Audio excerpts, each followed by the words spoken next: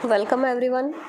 Triple integration को हम पढ़ रहे थे इंटीग्रल कैलकुलस के अंदर, जिसके लगभग वीडियो जो है वो कंप्लीट होने वाले हैं, चैप्टर पूरा। और आज हम इसका एक और इम्पॉर्टेंट टॉपिक पढ़ने जा रहे हैं।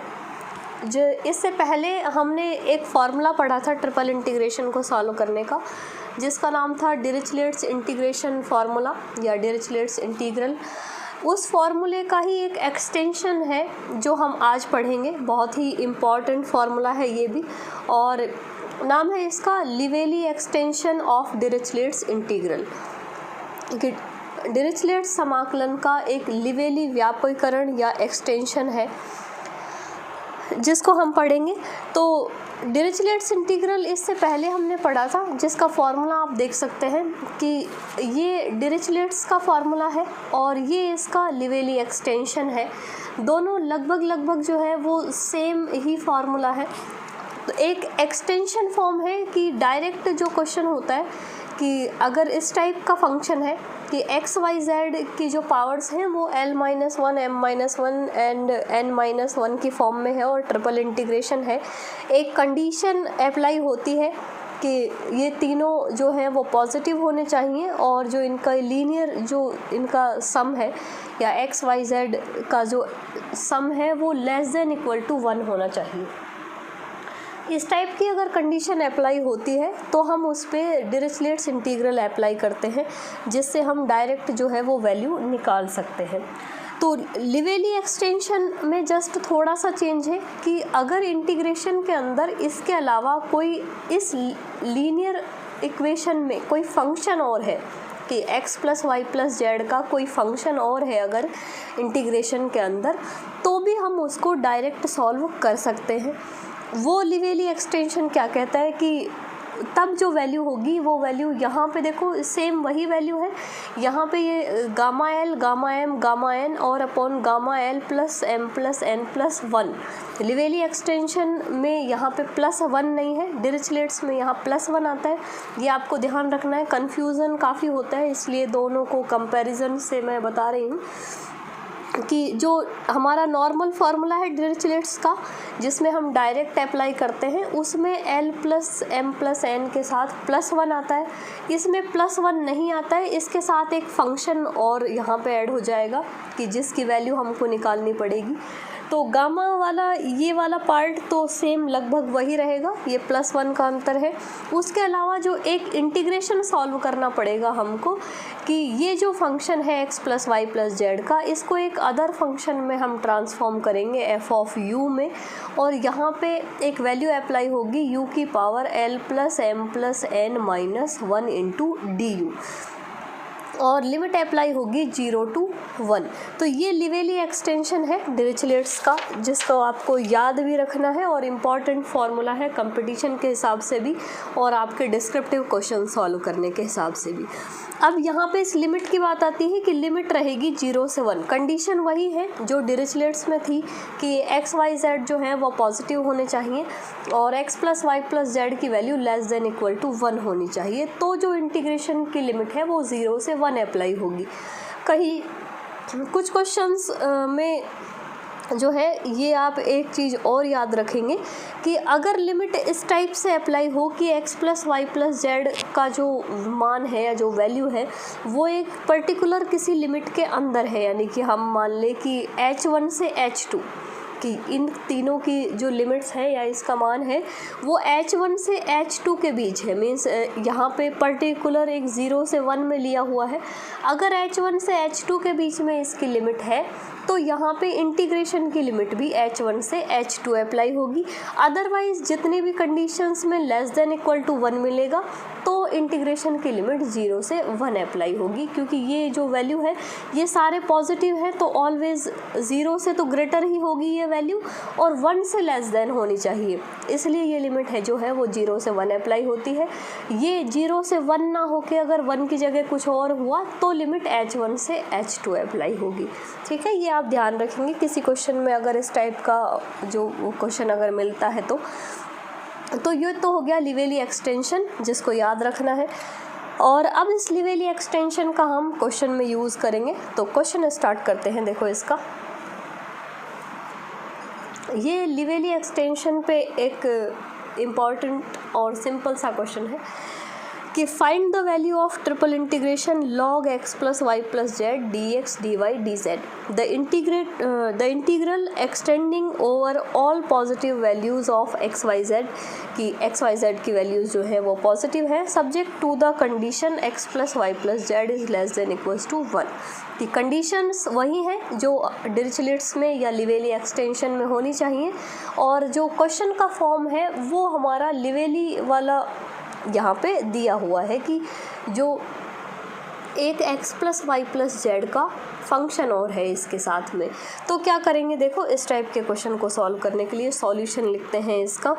पहले हम इस क्वेश्चन को इस वाली फॉर्म में बनाएंगे कि यहाँ पे ये जो हमारा इंटीग्रेशन है वो है triple integration log x plus y plus z dx dy dz।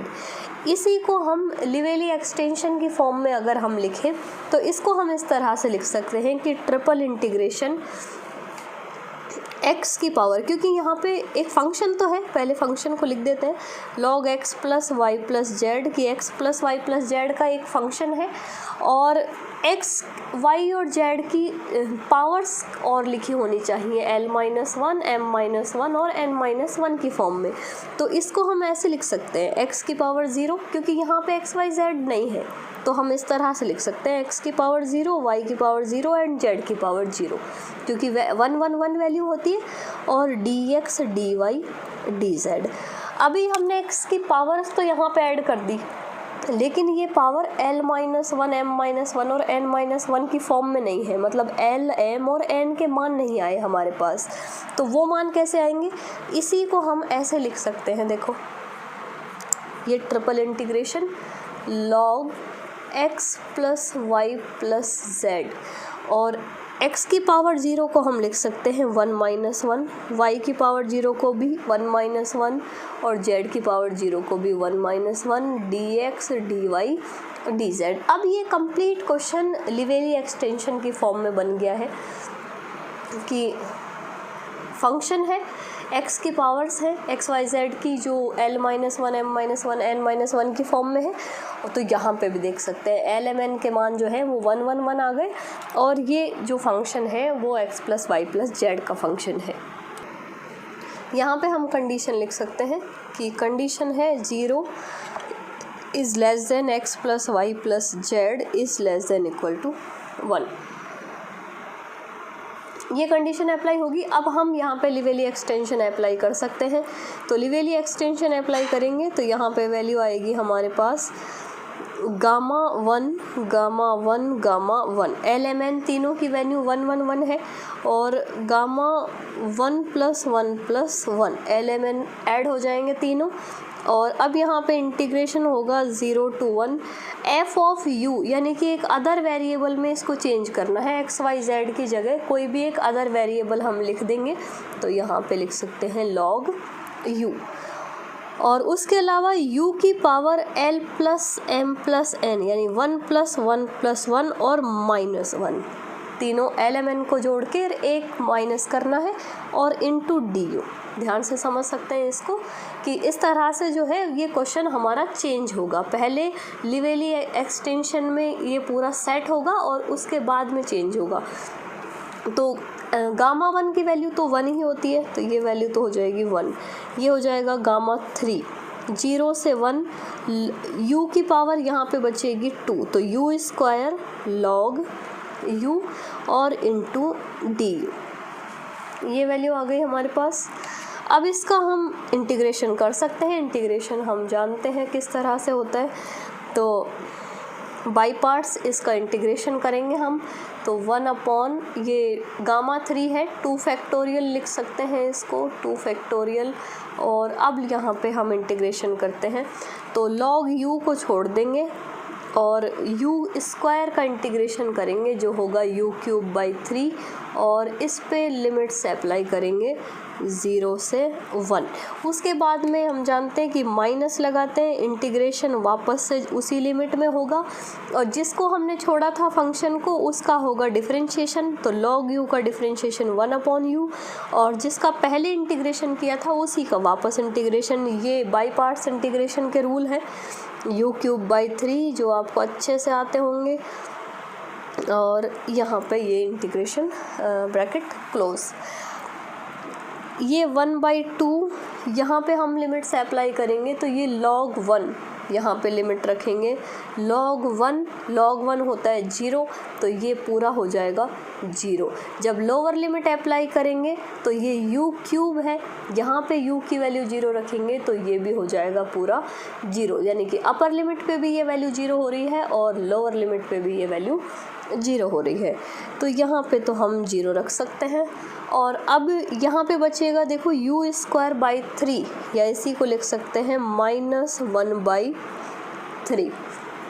अब बचा u² यहाँ पे सिर्फ u² बचेगा जिसका इंटीग्रेशन होगा u³/3 और लिमिट अप्लाई होगी 0 से 1।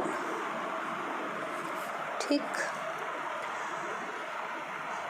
और 1/2 और 1/3 -1/6 हो जाएगा ये मान, और इस पे हम लिमिट अप्लाई करेंगे, इस पे लिमिट अप्लाई करेंगे तो जब अपर लिमिट अप्लाई करेंगे तो ये आएगा 1/3 और लोअर लिमिट अप्लाई करेंगे तो आएगा 0। ये 1/3 और 1/6 हम मल्टीप्लाई कर देंगे तो ये -1/18 और यही इसका आंसर है। इस तरह लिवेली एक्सटेंशन के क्वेश्चंस को सॉल्व करना है।